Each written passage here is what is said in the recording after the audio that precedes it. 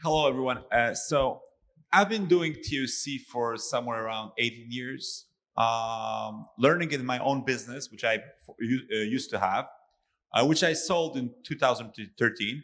And I migrated only doing consulting. Now, why am I saying this? I've seen a lot of application of TOC, but this one amazes me by far the most. Now, the reason why this is because the healthcare industry in Poland is like the place where really nothing happens and nothing changes over the years. Everybody's talking, we should change, but actually nothing changes. And I'll give you a simple example of that. If you are a hospital and you want the state to pay you for a service you deliver to a patient, there's a rule that says that the patient has to be in the hospital for 3 days. At least. Now, this not in every service, but in most services, this is the case. So when my first child was born 20 years ago, it was the case. Where in most European civilized countries, the woman goes to home after 1 day. But in Poland, she has to stay 3 days because the hospital will not make money. Now, it has been that way 20 years ago. We have had many governments on the way. Nobody even addresses the issue. That's the environment we are talking about.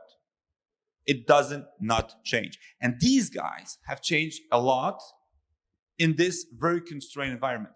So I want to present my friends, colleagues, great Jonas, and people who really are changing the healthcare industry in Poland. So Jacek, Marcin, the floor is yours. Thank you, Paweł. Thank you. Ladies and gentlemen, it's a great privilege to be here to make this presentation for you. And it's also a big pleasure for us because this is the first time when we are presenting this case, or rather 4 cases, in the international environment. We are from a small hospital. If we compare it with what we have seen just 20, 30 minutes ago, this is a small hospital, which is called Dr. Stanisław Sakiel's Burn Treatment Center. We are specializing in treatment of burns and chronic wounds. We are placed in Upper Silesia. So this is the south of Poland, not far away from Katowice, in the city which is called Siemianowice Śląskie. And our something which we really like very much, which we are the fans of, is TOC. Why Burn Treatment Center? Well, traditionally Silesia was an area where the heavy industry in Poland was placed. So there were lots of coal mines, there were lots of steel mills, there were lots of chemical works. So you can imagine that there were also lots of accidents. And there was a need to build a hospital. At first, it was just a small one, but now it's much bigger. And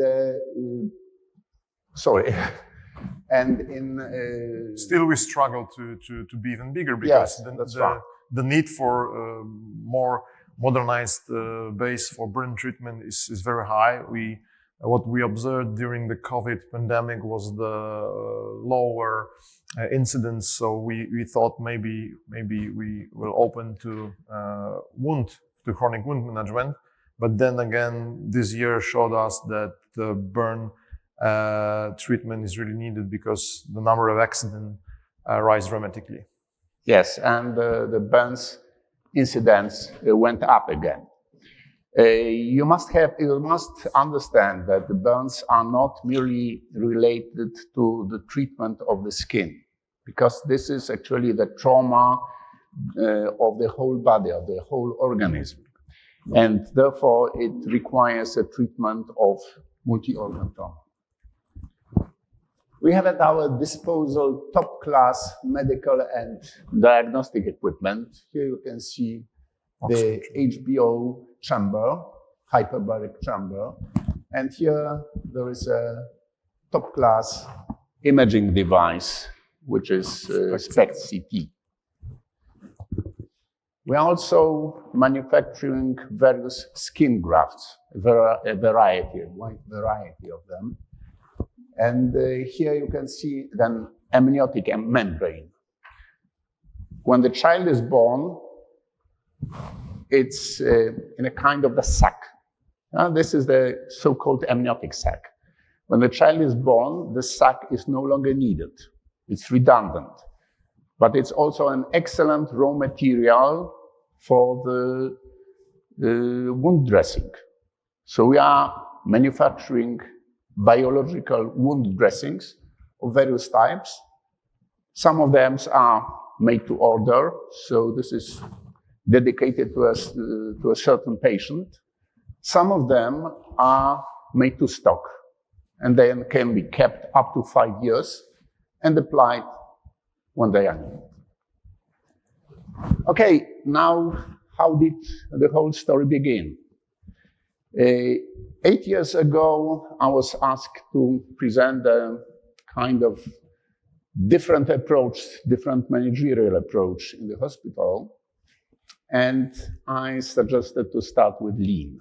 Why lean? Well, I knew TOC already earlier, but I didn't have any practical knowledge. I didn't make any applications of this, but I had some experience with lean. So I was simply a little bit afraid that if I start with TOC and something doesn't work, then I will make a disservice to the hospital and to the idea of TOC as well. So I have started with lean. We started with 2 months pilot project. Then we rolled up for the whole hospital. And 2 years later, Paweł has contacted me on LinkedIn, and he asked me whether I would like to attend a logical thinking tools training. At first, I was a little bit reluctant because I was aiming at Jonas' course. And then after a few discussions, I have realized that he was probably talking about the Jonas course. He told me that there was Professor James Holt coming from the US to run it. So I asked, well, Paweł, do you mean the Jonas course? And he told me, yes, that's right. So I have decided immediately that I go for this. I went to my boss. He decided to go as well. And we have decided to take another colleague of ours who has been my assistant during the first 2 years of implementation of lean in our hospital. So 3 of us, we went for this course. This is a picture from this course. From 2019, we have started to implement TOC. I will show you the results at the very end of the presentation. And today, TOC is a basic strategic tool for us. So we are actually, we haven't abandoned lean, but lean is something on the lower level, and TOC is forming a kind of umbrella in our hospital, and this is what we are always starting from. And you have to remember the second person from the left, because this is our leader, and without him, we wouldn't introduce TOC to our everyday basis, because he's very open. He was very open for TOC, and 3 of us are TOC fans, and we try to implement TOC in every area where it can be implemented in our hospital. Just to be specific, the second person from the right. From the right, yeah. Sorry, Paul. Sorry. That's the big boss. Well, actually, next to James. Next to James. Second. Yes. Well, you have to understand that it takes to be a crazy person to permit somebody like me to introduce lean or TOC in the Polish hospital. So he was this crazy person. Anywhere in Polish, especially yes. Hospital. I think he was actually the only one director of the hospital in Poland at that time who was ready to make such a decision. Okay, that's a short story about our hospital. Now let's proceed to our 4 cases where the constraints might be located in the hospital. Obviously, if this is a trauma hospital, this will be an operating theater. But there are also some smaller bottlenecks, could be outpatient clinic, admission ward, etc., which may prevent our main bottleneck to work if they are not set the right way. And we have to remember that hospitals, according to Dr. Goldratt, are probably the most complex organization, much more complex than the average production plant. And the value chains there may be independent, because there may be a separate one for the hyperbaric chamber, separate one for the hospitalization, separate for the outpatient clinic. So this is sometimes very complicated. Number 1, operating theater. The main constraint in trauma hospitals is the operating theater. And we have recognized several problems that we would like to change. So what to change? We have realized that there were late arrivals of the doctors. There was lack of coordination of the transportation of the patients from the ward to the operating theater. Incomplete documentation. In other words, full kit was never full. There was, of course, a conflict between the ward and the operating theater, so a conflict between the local and the global. Then this resulted in prolonged procedures. Prolonged procedures led to increased stress on patients' organisms. It caused overtimes. It caused nervousness. So all this was negative. So what to do? First of all, we thought about implementing DBR, but we have also realized that, as I told a few minutes ago, there were also some smaller bottlenecks. If we look at PUGI structure, then subordination is the right word here. If we do not subordinate everything to our constraint, then our constraint may be starving. And that was the problem here, because at the hospital ward, people oftentimes didn't know when to send the patient to the operating theater. So therefore, everything was prolonged, was delayed. Yeah, we started from a procedure being planned at 8 o'clock. It meant by the time that patient is starting to be transported at 8 o'clock.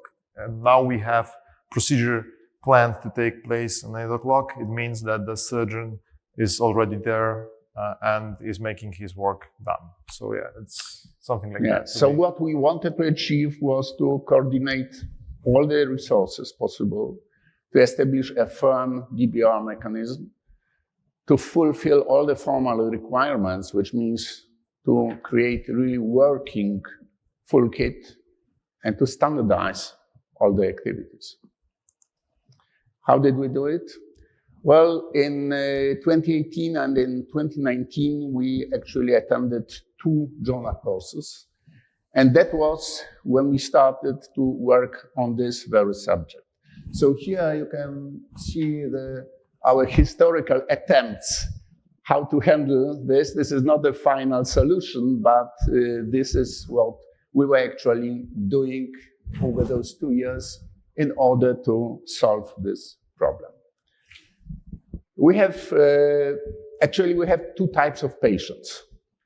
We have the patients who are scheduled up front, so we know exactly when are they going to come to the hospital and when we want to let them go. But what is important by that time, in those years of this work being done, we had a ratio of urgent care to planned care about 80 to 20. Yeah? So more urgent patient than planned care. That's right. Nowadays we have like 50-50? It's like 50-50. So we of course, if there's a patient who is just transported to us and we've got to take care of him immediately, then he may even land directly in the operating theater from the helicopter, okay?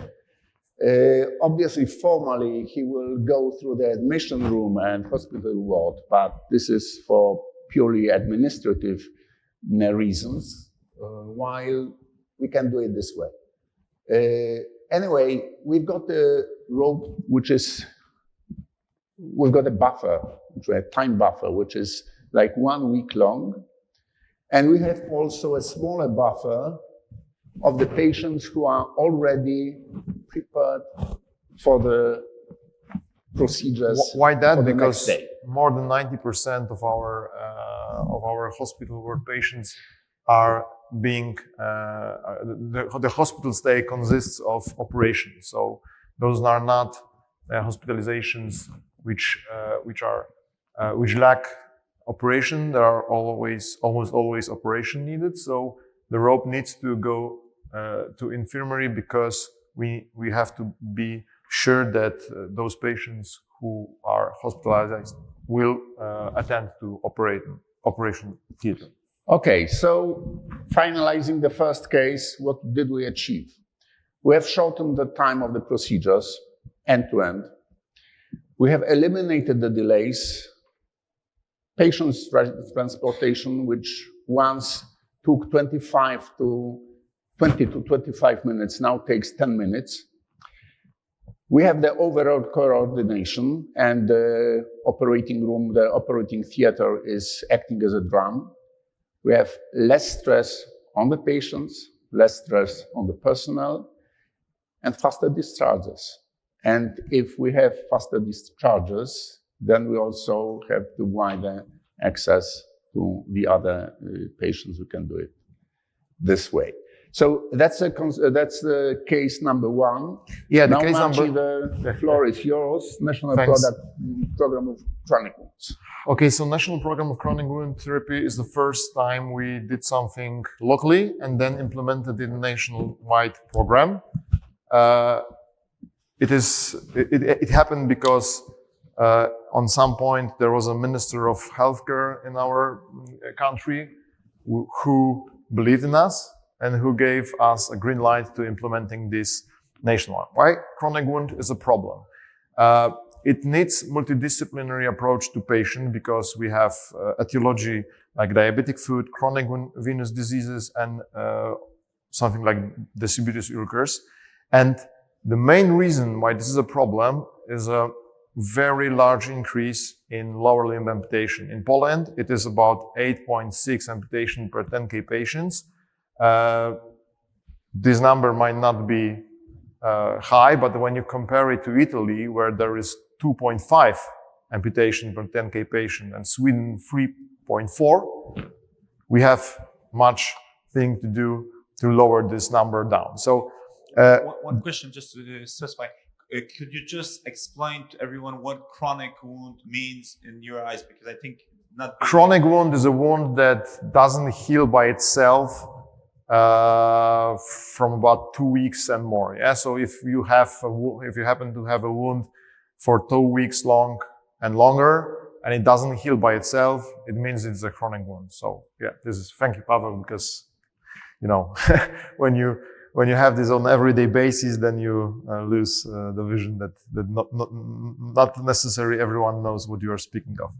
So we have an inefficient treatment methods because most patients in Poland with chronic wound disease are treated just through exchange of a specialistic dressing. So they are being introduced only to those dressing changes, and they are dispatched from the hospital. So we have readmission, we have patients suffering because the wound isn't healed properly. And what is, in my opinion, crucial to this process, to this very wrong process, is that patient almost always loses hope that they will eventually heal. So not to say that most of amputations are ending with a mortality rate. Yeah? So it's increasing mortality rate very greatly. So what our national fund is doing with it, our national fund is paying for every procedure being taken on patients. So we have multiple procedures taken on the same person. So the hospital is like never-ending hospitalization process, and national fund is paying. So no one wants to change. Yeah, why? Because we are getting paid for the same job done every time. So it's a waste of money, of system money. So the ingredients we approached, which we thought they are crucial to this process of change, was a coordination of every main actor in the process of giving care. Everyone who wanted to change the system was asked to take a place in this process. So I talk about primary care, about the home care, those caretakers, personal caretakers like neighbors, like family of those patients. Of course, the constraint has to be gatekept at every cost possible. Why? Because as Jacek told you, we are not only Planet Care Hospital, we are also urgent care hospital. So there has to be buffer left for those patients which are introduced to us by surprise. Yeah, accident happens, and we have to take care of those patients. So this gatekeeping was not only for us, but also for our partners, especially in primary care, because they also gave us their patients. So we need to have a control of that process at full. And what I think was groundbreaking in this implementation of TOC was that we were ready to risk our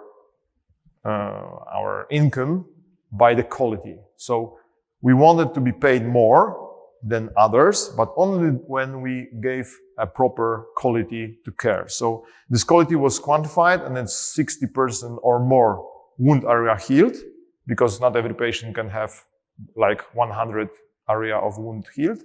And of course, 100% effectiveness. This all was measured by a standardized planimetric tool. The planimetric tool is something you take photo of a wound, and then the specialist is marking the area of wound. And if the system tells you that this is 60%, then no discussion is being made. You have your money for the job done. So this not so very complex system, it may look complex, but it's not so really complex. Patient enters by qualification. In this step, we define whether the patient can be a subject of the program. So if he meets the qualification regular, he then goes to infirmary. He is introduced by a set of ambulatory visits. The medical plan is being crafted especially for this patient. And those set of ambulatory visits is being done. And when the patient is ready, when the wound of the patient is ready, when the multidisciplinary team, very often consisting of cardiologists and other specialists, are making their job done so the patient can be hospitalized, then he is introduced to hospital, because every hospitalization needs to end with operation. So the patient has to be ready. Patient has to spend in the hospital just those days he need, no more. We have quantified it like maximum of 10 days or maximum of 7 days. It depends on character of procedure being introduced to patients. So as my colleague always say, patient with chronic wound cannot stay in a hospital for a long time. It's a very dangerous place for the patient with chronic wound, mostly because of epidemiologic reason. So this complex coordinated program of chronic wound, we in Poland call it KLRP2. So what I want to explain the whole picture, because we don't have a time. I can do it on a coffee break, but the most important was the set of ambulatory visit has a main impact on education, as for patient, as for his caretaker. The duo of nurse and doctor were the main actors of this process. I can even say that nurse was more important than doctor.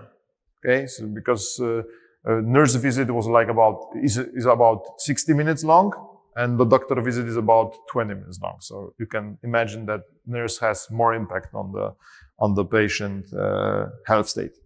And moreover, the visit and the dressings are free of charge for patient.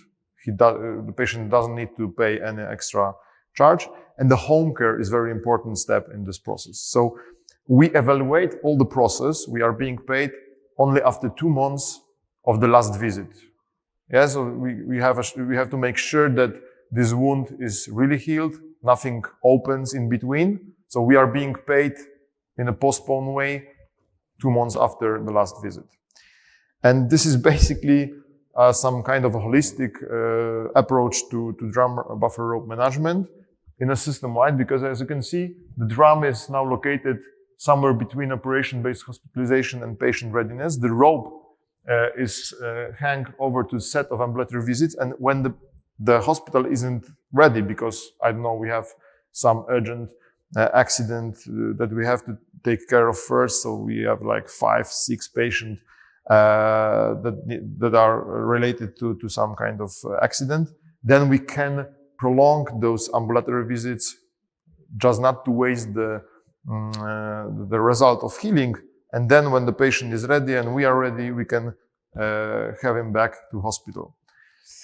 Jacek. Okay, for those of you who have read the book of Alex Knight, Pride and Joy, you may recognize this picture on the left side. We've actually taken the same approach in our chronic wound department, chronic wound ward. So we've got the precisely described the time of discharge. We know how long the patient will be there, so we are able to do it a very efficient way. Yeah, and we also inform our partners when they will have to take care of the patient which returns to home.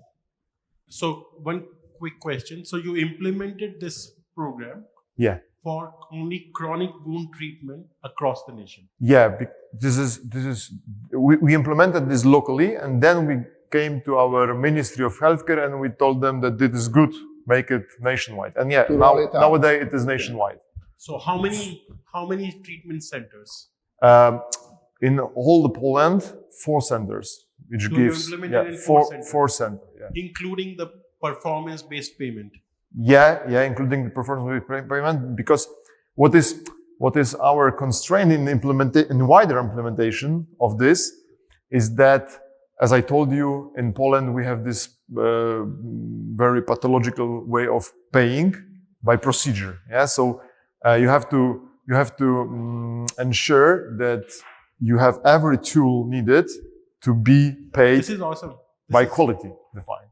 I think, is there anyone else in healthcare who is doing performance payments? No, I don't recall anything like this. That is impressive. Very impressive. Thank you. Very impressive. We are mad enough to dream that this can one day become something bigger than only chronic wounds. Impressive. And what will it take to take this to the wider system of healthcare in Poland? I think you have to work from the fundamental way with every illness area. Yeah. So we now have a plan to introduce it to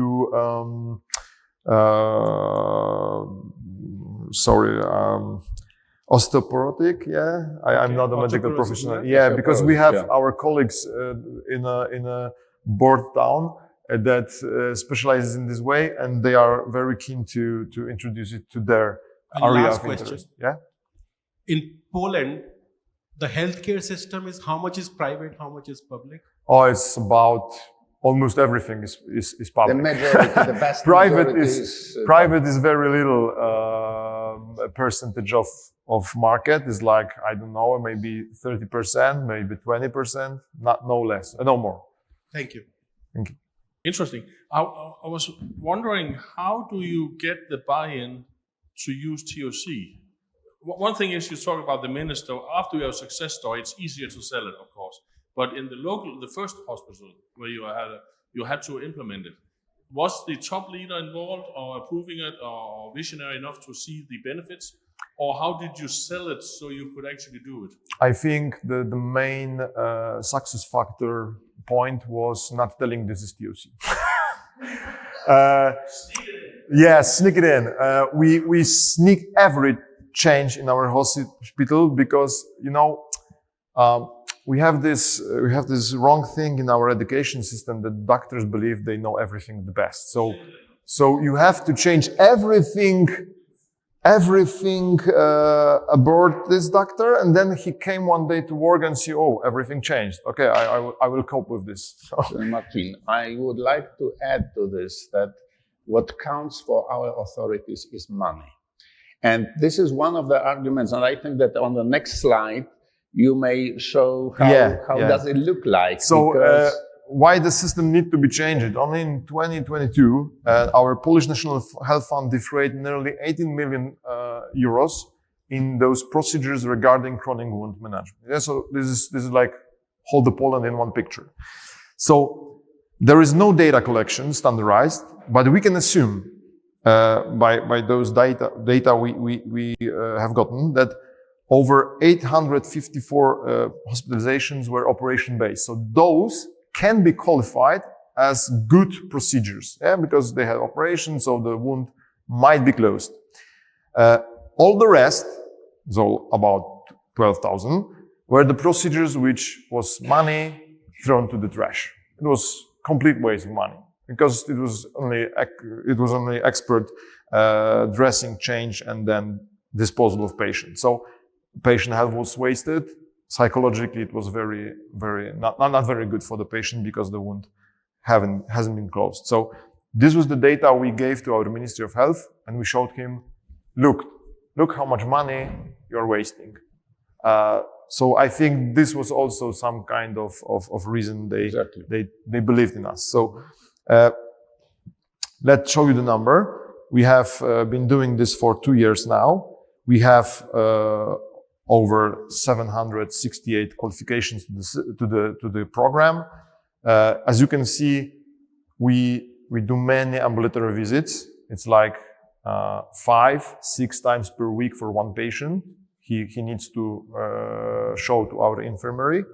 If we see that the patient can be taken care of in home area, so we don't introduce very often to infirmary, but if we see that the patient is old or he's not good in taking care of himself, then we do multiple more visits. As you can see, the ratio of our quality is very high. We have over 200 patients where the area of wound is 100% healed, and only 32 patients that the 60% plus, because as I told you before, not every patient can be 100% healed.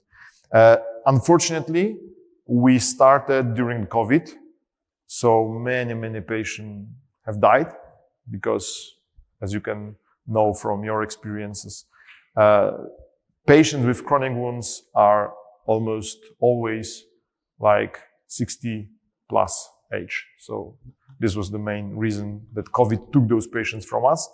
But so the qualification number is very high, and those who were healed fully, the number is lower.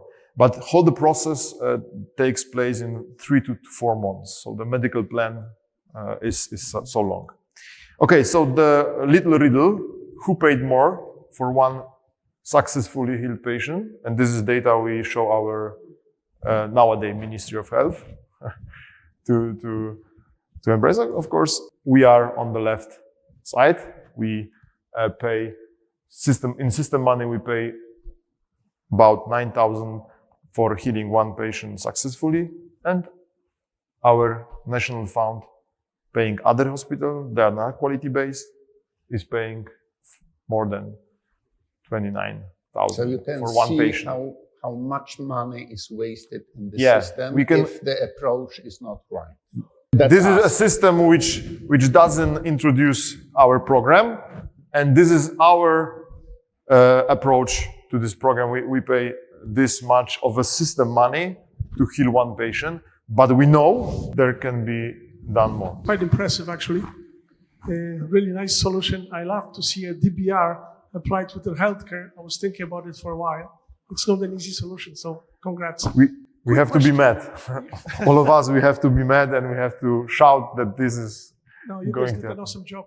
Question for you, from the DBR perspective and this kind of day-to-day activities, do you guys use, what measures do you use? Because obviously the results are stunning in terms of the money, wounds, cure, and so on. I just wonder the day-to-day basis, you have a dashboard, do you have some sort of a dashboard, do you have some sort of KPIs, like how do you do that on the day-to-day? We always change the perspective of KPIs, but most of those things we are doing by visual managing. So tables all around the hospital. Those who like digital tables have digital tables. Those who likes the analog formula, they have hanging visual tables from the walls. Okay, let's go. So we will have. And we done it without increasing the number of beds. In 2020, we had the same number of beds as we have today, but the number of patients, as you can see, rose very significantly. Okay, we have to speed up a little bit. So, hyperbaric oxygen therapy, what to change? We have the second biggest hyperbaric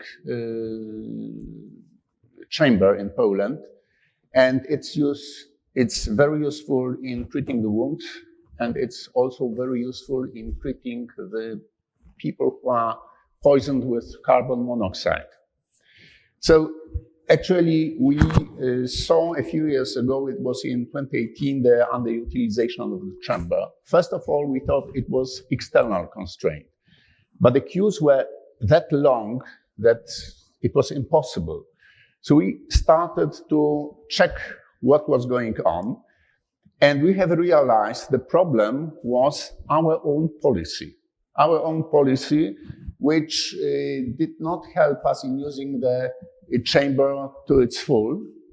The chamber virtually looked as a Swiss cheese.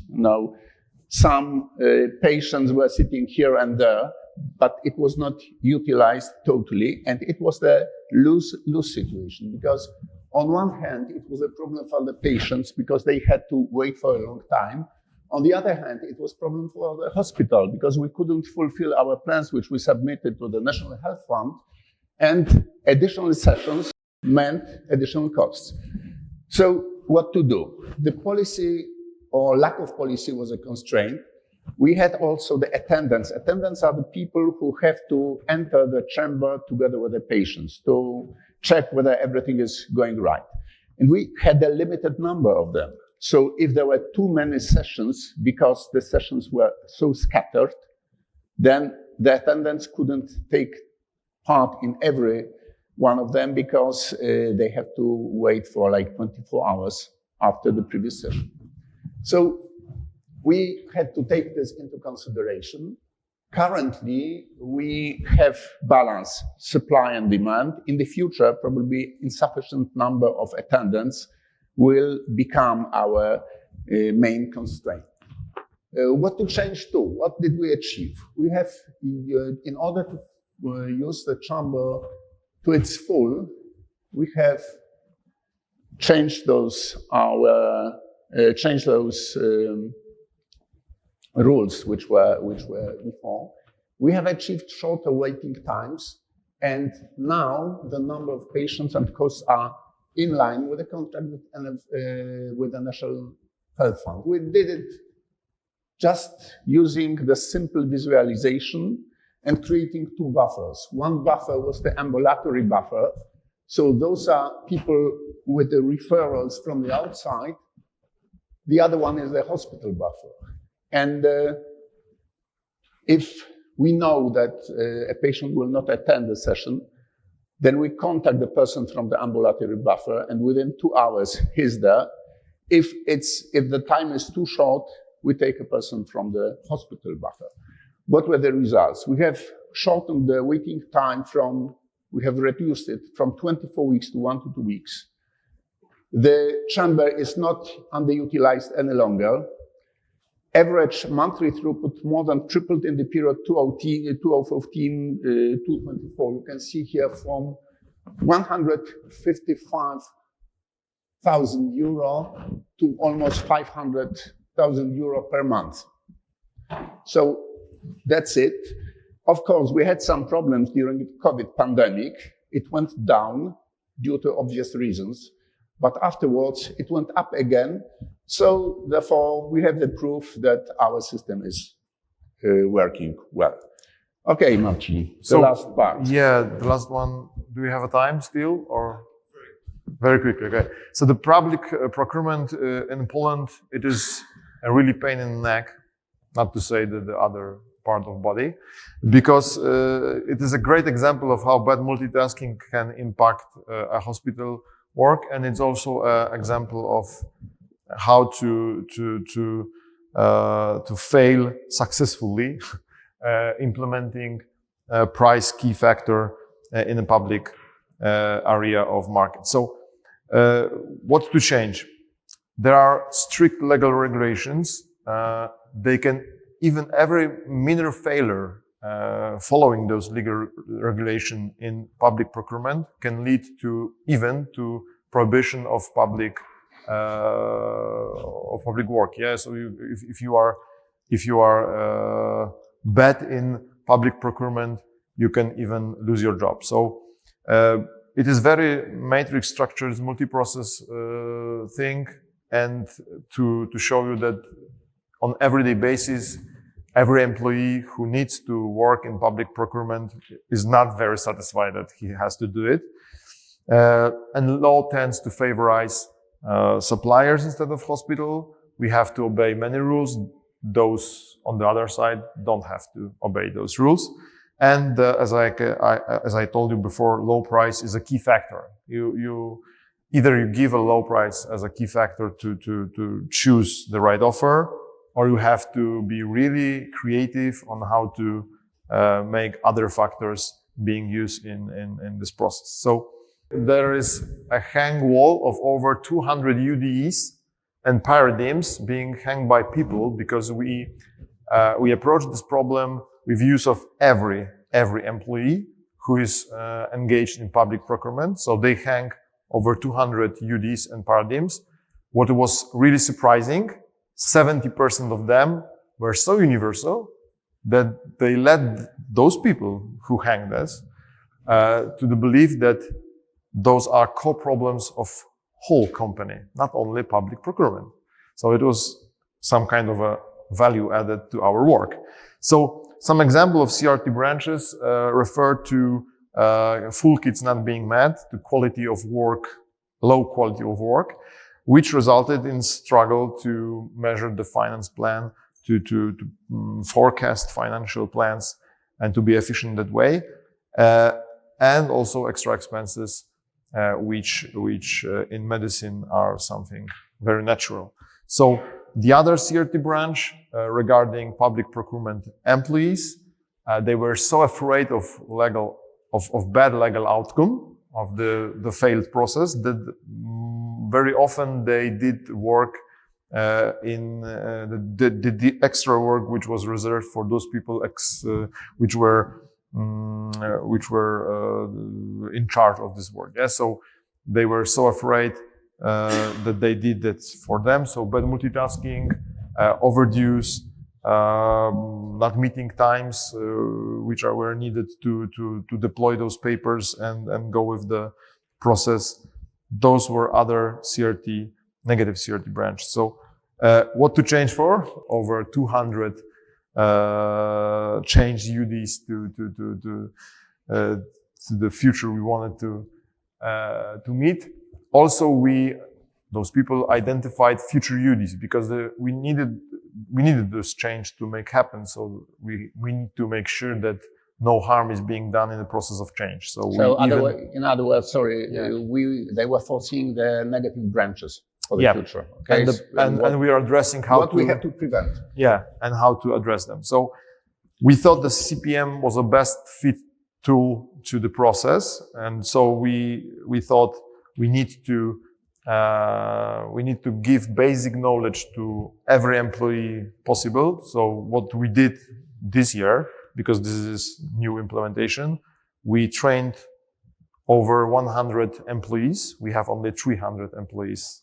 So it's like 33% of very basic CCPM knowledge. And what we did was wide application of TOC principle.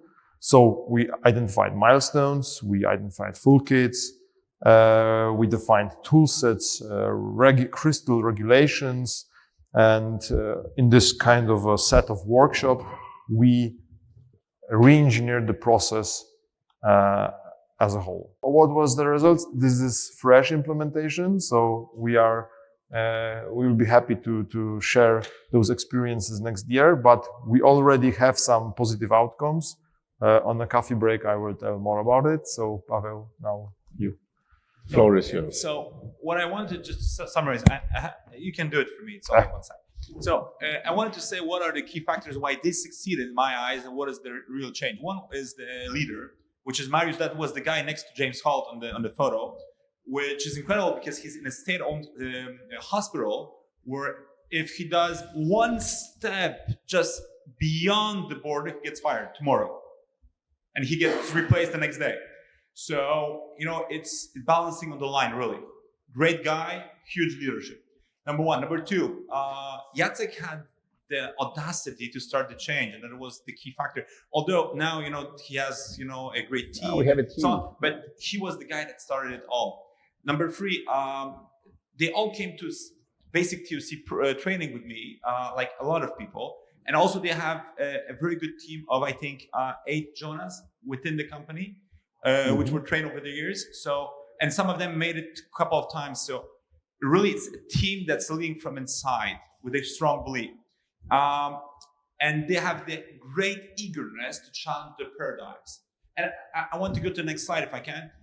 What did they challenge? First of all, their owner, their boss says one very counterintuitive thing. He says, the goal of a hospital, state-owned, is make money. Now, why? For 3 very specific reasons.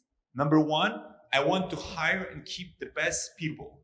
If I cannot afford that, they will work in England or France or whatever else. So I need to have money to pay my people. Second, I need to have money to do minor investments, which the state doesn't always want to fund. And number 3, last but absolutely not least, is, as we know, the role of doctor is to support the patients. And the national fund pays for a lot of things that the hospital does. But there are many services and many things that they want to help the patient, but cannot, because it's outside the definition of what the state pays for whatever reason. Now, they want to be able to pay for those treatments and help every patient. That's why the hospital has to make money. That's number one. Second paradigm was that in a hospital, you would treat TOC coaching or training as an expense, while they look at it as an investment. Really. We have now a team of 20 people, over 20 people in every TOC area. 8 Jonas and 20 all CCPM we have also. So yeah. Because they went over many, many programs. So that was really an investment. Number 3, which I loved, is that they created a bank of tissue, which actually make it to availability. So they produce tissue for patients they did not yet have. So when they come, they can treat it right away, which is incredible in my eyes. They also decided on exploiting the internal resource with the hyperbaric chamber. And they did all the system with the buffers, which was very interesting. And there's also a point there that normally you would never think about a hospital making advertisement, but they decided they should promote themselves. So any patients who suffers from monoxide, carbon monoxide can be treated, because it's the only way to guarantee that he will be safe. But not all not all people from the public service know that, so they started promoting this concept. And last but not least is that a hospital can make money year after year after year against all odds from the exterior world. So great, congratulations, guys, to you. So just let me just make the summary of what we did, because these are the results that we have achieved. If we look at the financial results, revenues are growing from year to year, profit as well, except of 1 year, COVID, 2020. Okay, the same for the access of the patients. Now here you can see the numbers are also growing year to year. Regarding quality, the accreditation score, 79 points to 90 points. And the last one is estimated cumulative savings and additional income generated by lean and TOC projects. This one is huge. This is over 30 million of Polish zloty, divided by 4, roughly, to have dollars or to have euros. So that's a summary. Thank you for your attention. Thank you. Thank you.